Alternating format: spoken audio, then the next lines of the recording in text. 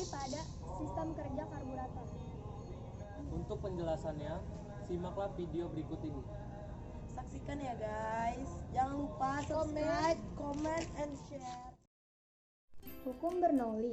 Hukum Bernoulli dikemukakan pertama kali oleh Daniel Bernoulli. Hukum Bernoulli menyatakan bahwa kenaikan kecepatan aliran fluida akan menyebabkan penurunan tekanan fluida secara bersamaan atau penurunan energi potensial fluida tersebut. Intinya adalah tekanan akan menurun jika kecepatan aliran fluida meningkat. Persamaan Bernoulli. Pertama, zat cair tanpa adanya geseran dalam atau cairan tidak viskos. Kedua, zat cair mengalir secara stasioner atau tidak berubah dalam hal kecepatan, arah maupun besarnya selalu konstan. Ketiga, zat cair mengalir secara steady, yaitu melalui lintasan tertentu. Dan yang terakhir, zat cair tidak termampatkan dan mengalir sejumlah cairan yang sama besarnya atau kontinuitas. Rumus hukum Bernoulli. P ditambah setengah rho V kuadrat ditambah rho GH sama dengan konstan. Keterangan P sama dengan tekanan dengan satuan Newton per meter kuadrat. Rho sama dengan massa jenis dengan satuan kilogram per meter pangkat 3. V sama dengan kecepatan fluida dengan satuan meter per sekon. H sama dengan ketinggian penampang pipa dari titik acuan dengan satuan meter. G sama dengan percepatan gravitasi dengan satuan meter per sekon. Baiklah, yang selanjutnya adalah penerapan hukum Bernoulli. Yang pertama pada karburator, yang kedua pada penyemprot nyamuk, yang ketiga pada cerobong asap.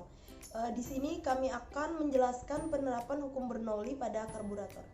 Pengertian karburator. Karburator adalah alat dalam mesin kendaraan yang berfungsi untuk menghasilkan campuran bahan bakar dengan udara, lalu campuran ini dimasukkan ke dalam silinder mesin untuk pembakaran. Sejarah karburator. Teknologi karburator sebenarnya sudah ada sejak lama sekali. Karburator pertama kali digunakan pada tahun 1885 dan ditemukan oleh Karl Benz, yang juga merupakan pendiri merek otomotif asal Jerman, Mercedes-Benz. Pada tahun 1893, insinyur kebangsaan Hungaria bernama Janez Skonka dan Donat Banki juga mendesain alat yang serupa. Frederick William Leicester dan Birmingham, Inggris merupakan orang yang pertama kali bereksperimen menggunakan karburator pada mesin mobil. Ini merupakan gambar dari karburator. Adapun komponen-komponen dari karburator ada yang pertama, float chamber, berfungsi menyimpan bensin pada waktu belum digunakan. Yang kedua ada klep atau jarum pelampung, berfungsi mengatur masuknya bensin ke dalam mangkok karburator. Yang ketiga ada float, yaitu berfungsi mengatur agar tetapnya bahan bakar di dalam float chamber. Yang keempat ada main jet atau needle jet, berfungsi untuk memancarkan bensin ketika motor digas dan besarnya diatur oleh terangkatnya jarum skep. Yang kelima ada skep atau katup gas, berfungsi mengatur seberapa banyak gas yang masuk ke dalam silinder. Yang enam, katup choke atau choke valve, berfungsi untuk menutup udara luar yang masuk ke karburator sehingga gas menjadi seperti digunakan pada waktu start. Yang ketujuh ada needle, berfungsi mengatur besarnya semprotan bensin pada waktu motor digas. Yang kedelapan ada pemancar besar atau induk, berfungsi memancarkan bensin waktu motor digas full atau tinggi. Yang kesembilan ada pemancar kecil atau stasioner, berfungsi untuk memancarkan bensin waktu stasioner. Yang 10 ada skrup gas atau baut gas, adalah setelan posisi skep sebelum digas. Yang ke-11 ada skrup udara atau baut udara, berfungsi mengatur banyaknya udara yang akan dicampur dengan bahan bakar. Prinsip kerja karburator. Karburator bekerja dengan prinsip perbedaan tekanan. Seperti yang diketahui, zat cair ataupun gas akan selalu mengalir ke area dengan tekanan lebih rendah. Proses yang terjadi di dalam karburator pun demikian. Bensin bisa masuk ke intake manifold karena tekanan di dalam intake manifold lebih kecil daripada di dalam ruang penampung bensin di dalam karburator. Di dalam intake manifold ada udara yang mengalir ke dalam ruang silinder mesin dengan kecepatan yang bervariasi. Tentu saja berdasarkan hukum Bernoulli, tekanan udara di dalam intake manifold akan mengalami penurunan. Sehingga meski di dalam ruang penampung bensin tekanannya akan sama dengan tekanan atmosfer dan bensin tetap akan keluar.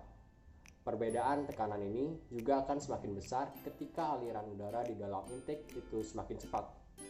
Sehingga ketika mesin digas dengan RPM tinggi, otomatis aliran udara di dalam intake cepat.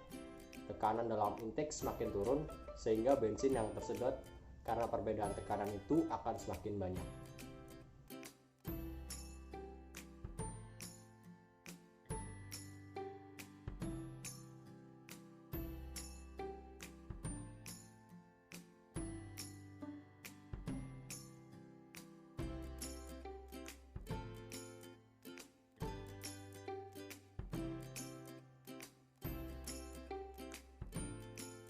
Kelebihan dan kekurangan. Kelebihan.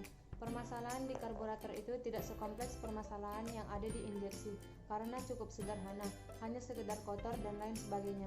Saluran udara yang dilewati untuk menekan bahan bakar yang ada di reservoir tank dibersihkan saja sudah cukup, mengembalikan karburator untuk dapat bekerja dengan baik. Berbeda dengan sistem injeksi yang sangat kompleks karena ditopang oleh beberapa sensor, dan ketika salah satu sensor itu bermasalah, sistem injeksinya bermasalah juga, dan secara keseluruhan mesin juga mengalami masalah. Kelemahan. Bahan dari sistem karburator sangat akselerasi sensitivitasnya sangat rendah sehingga jarang sekali dipakai atau bahkan sekarang tidak lagi dipakai. Karburator di dalam mobil model baru, terlebih lagi kalau melibatkan masalah tentang polusi udara yang terjadi pada sistem karburasi atau sistem mekanis yang banyak macamnya, tidak sama sekali mampu menjamin kebersihan gas buang yang besar dari knalpot kendaraan mobil kita. Oleh karena itu, sistem karburator sudah ditinggalkan untuk mobil-mobil tahun 2000-an ke atas dan digantikan oleh injeksi. Kesimpulan yang didapat bahwa pada dasarnya karburator bekerja menggunakan prinsip Bernoulli. Semakin cepat udara bergerak, maka semakin kecil tekanan statisnya. Namun makin tinggi tekanan dinamisnya. Pedal gas pada mobil sebenarnya tidak secara langsung mengendalikan besarnya aliran bahan bakar yang masuk ke dalam ruang bakar. Pedal gas sebenarnya mengendalikan katup dalam karburator untuk menentukan besarnya aliran udara yang dapat masuk ke dalam ruang bakar. Udara bergerak dalam karburator inilah yang memiliki tekanan untuk menarik, serta bahan bakar masuk ke dalam ruang bakar.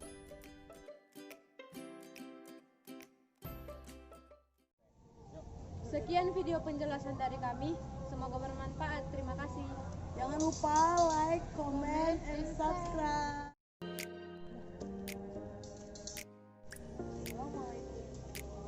Gua aja ya. Gua aja ya habis.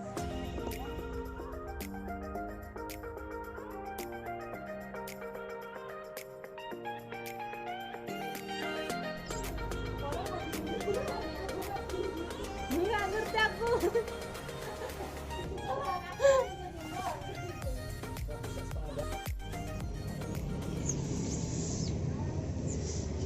Taruh dulu izin video.